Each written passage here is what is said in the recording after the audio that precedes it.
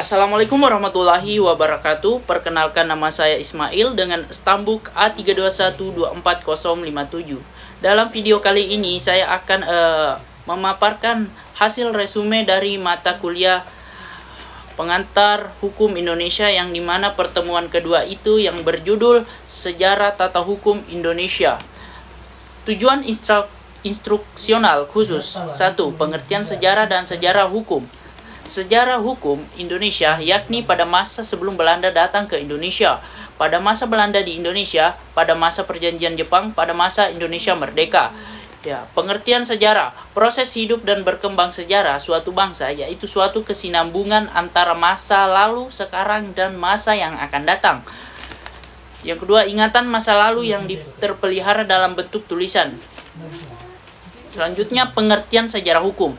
Dasar pemikiran, hukum sebagai gejala sejarah yang mempunyai sejarah. Oleh karenanya, tunduk pada pertumbuhan yang terus-menerus. Pengertian pertumbuhan memiliki dua arti, yaitu perubahan dan unsur stabilitas. Selanjutnya ada hukum mempunyai sejarah oleh karena tunduk pada pertumbuhan yang terus-menerus dan bersifat dinamis, terus berkembang dari waktu ke waktu. Tidak sama dengan hukum yang berlaku di masa lalu. Hukum tumbuh berarti ada hubungan yang erat, sambung menyambung, atau tidak terputus antara hukum masa kini dan hukum masa lampau. Karena hampir tidak ada negara yang tidak berubah aturan hukumnya. Jikapun undang-undangnya sama, maka isinya bisa diupdate sesuai pada perkembangan masyarakat. Karena yang diatur hukum adalah masyarakat, maka harus dilakukan perubahan atau penyesuaian. Selanjutnya, mempelajari sejarah hukum adalah mempelajari juga tentang tumbuh dan berkembangnya serta lenyapnya lembaga-lembaga hukum yang dapat dipengaruhi oleh politik, ekonomi, gereja, agama, dan asusila. Sejarah hukum Indonesia. Sebelum Belanda datang ke Indonesia, sejarah hukum Indonesia dalam arti seluasnya bermula dari mulai bermukimnya suatu masyarakat di tanah air Indonesia, yang artinya adalah saat dimana kita mengenal dan memulai sejarah Indonesia sesuai dengan sejarah perkembangan bangsa Indonesia, diwarnai pengaruh agama, penjajahan dan kemerdekaan, serta perkembangan pasca kemerdekaan. Berlaku hukum adat atau hukum tidak tertulis. Di beberapa daerah, hukum adat dipengaruhi agama Islam atau agama Hindu. Dasar hukum pemberlakuan hukum warisan Belanda. Aturan peralihan pasal 1 Undang-Undang Dasar 1945 perubahan keempat. Dulu pasal 2 aturan peralihan. Ketentuan ini menyebabkan ketentuan seperti BW, KUH Perdata, HO Hinder Ordonansi masih berlaku. Kajian ini membahas tentang tumbuh dan berkembangnya hukum di Indonesia. Masa Belanda di Indonesia. Pertama, masa VOC. Masa ini diawali dengan datangnya pedagang-pedagang Belanda yang kemudian mendirikan VOC, yang semula bertujuan untuk menghindari persaingan di antara mereka. Mereka tunduk pada hukumnya sendiri, hukum adat setempat tidak berlaku lagi bagi mereka. Van Vollenhoven menulis ketika kapalnya merapat di Indonesia, terdapat suatu negara yang ditinjau dari sudut hukum negara, bukan negeri yang tandus dan kosong. Negeri tersebut penuh sesak dengan lembaga tata kuasa yang diselenggarakan oleh kekuasaan dan atas suku, desa, perserikatan, republik, dan kerajaan. Ketika bangsa Belanda datang ke Indonesia, mereka melihat bahwa di Indonesia telah ada suatu tatanan hukum yang ajej, Reich Order. Namun demikian, mereka tidak serta-merta menundukkan diri terhadap tata hukum yang berlaku. Tatanan hukum yang ada di Indonesia itu yang kemudian disebut sebagai hukum adat. Dengan kedatangan orang Belanda di Indonesia, maka ada dualisme hukum, yaitu ada dua sistem tata hukum yang berlaku. Yang pertama hukum adat, yang kedua hukum Belanda. Adapun yang dimaksud dengan hukum Belanda adalah hukum kapal VOC yang terdiri, hukum Belanda kuno, asas-asas hukum Romawi. Hukum kapal sebagian besar adalah hukum disiplin Tuchrecht. Persoalannya adalah hukum kapal tidak dapat mengatasi menyelesaikan perkara-perkara yang ada di pusat-pusat perdagangan VOC, sehingga perlu dibuat peraturan-peraturan baru yang dapat memenuhi kebutuhan istimewa tersebut. Kendala yang fundamental adalah status VOC apakah berwenang membuat peraturan kenegaraan. Oleh karenanya, pada tahun 1609, Staten General yaitu badan federatif tertinggi negara-negara Belanda memberikan kekuasaan pada gubernur jenderal pengurus VOC untuk membuat peraturan guna menyelesaikan perkara. Peraturan itu dibuat dalam plakat, kemudian dikumpulkan yang disebut Netherlands Indisch plakat book karena tidak dikelola dan disusun dengan baik. Terlebih pada tahun 1635 ada kekacauan, maka timbul kebingungan bagi kaula negara. Mana plakat yang masih berlaku dan mana yang sudah dicabut. Oleh karena itu, Gubernur Jenderal Van Diemen 1636 sampai 1646 memberi perintah kepada Mr. John Mitz-Joker, seseorang pensiun dari Hof van Gestalte, setingkat MA, untuk mengumpulkan dan menyusun plakat dan dibuat buku dengan nama Statuten van Batavia.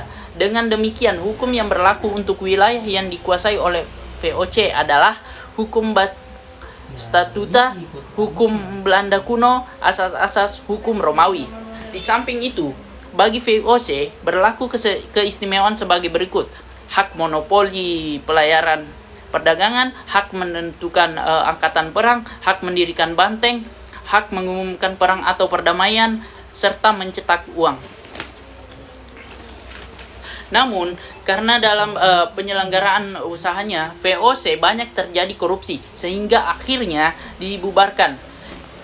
Masa penjajahan Belanda 1800 sampai 1942, VOC pailit, kemudian bubar. Indonesia jatuh ke tangan Inggris. Raffles sebagai gubernur jenderal, tidak banyak perubahan di bidang hukum. Dengan Konvensi London 1814, Inggris menyerahkan kekuasaan atas Indonesia ke tangan Belanda kembali. Perubahan di bidang hukum tidak signifikan. Akhirnya berdasarkan Konvensi London pada tahun 1814, Indonesia diserahkan kembali ke Belanda. Namun pada tahun 1848 adalah tahun yang penting bagi sejarah hukum Indonesia, yaitu saat diberlakukannya hukum bagi masyarakat Eropa di Indonesia dengan asal konkordansi. Pada masa itu terjadi kodifikasi pengumpulan hukum-hukum yang sejenis ke dalam satu kitab yang disusun secara sistematis dan lengkap. Di Hindia Belanda yang diketuai Mr. Schouten van Oud Haarlem.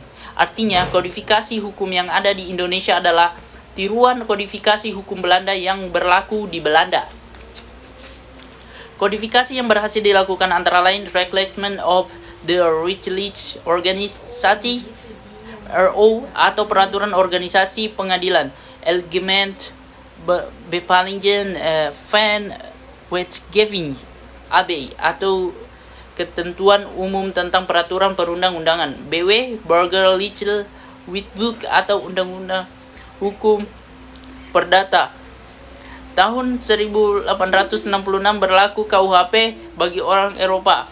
Tahun 1918 berlaku Wetboek van Strafrecht (WVS) bagi semua golongan rakyat Indonesia Belanda. Semula Reclaimment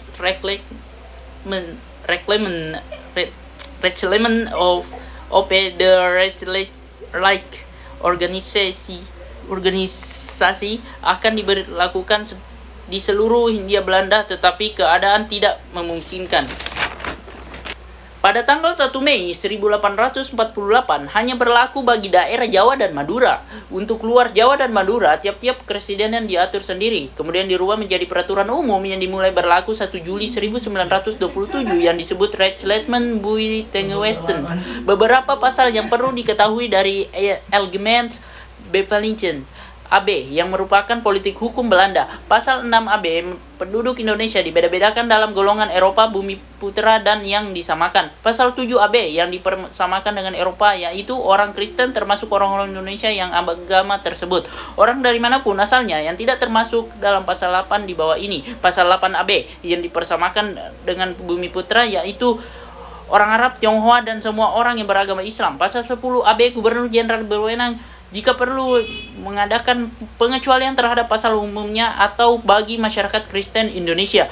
Pasal 2 AB, hakim menerapkan hukum perdata Eropa bagi golongan Eropa dan hukum adat bagi golongan pribumi sehingga terjadi dualisme hukum. Masa Regering Rechletment RR 1855 sampai 1926, bila dilihat isinya, RR merupakan Undang-Undang Dasar Penjajahan Belanda yang lahir karena adanya perubahan Undang-Undang Dasar di Belanda. Tahun 1920, beberapa pasalnya mengalami perubahan yang dikenal dengan RR baru. Pasal 75 RR baru isinya memberlakukan ketentuan hukum yang lama bagi golongan penduduk. Masa Indische Staatsrechtling 1926 sampai 1942 sebagai akibat perubahan Undang-Undang Dasar Belanda tahun 1922. Pemerintah di Hindia Belanda merubah RR menjadi Indische Staatsrechtling. Pada masa ini tetap ada pluralisme di bidang hukum karena pasal 131 pasal 75 RR. Masa penjajahan Jepang 1942 sampai 1945. Pada masa ini tidak banyak perubahan hukum di Indonesia. Yang perlu diingat yaitu Undang-Undang Nomor 1 tahun 1942 tentang berlaku kembali semua peraturan Hindia Belanda yang tidak bertentangan dengan kekuasaan militer Jepang. Pasal 3. Keadaan setelah Indonesia merdeka. Sumber tata hukum di Indonesia, Allah yang Maha Kuasa. Atas berkat rahmat Allah yang Maha Kuasa, disusunlah kemerdekaan Indonesia dalam suatu undang-undang negara Indonesia. Pasal 2 Aturan Peralihan Undang-Undang 1945. Kini pasal 1 Aturan Peralihan Undang-Undang Dasar 1945 Amandemen keempat, Hukum Adat.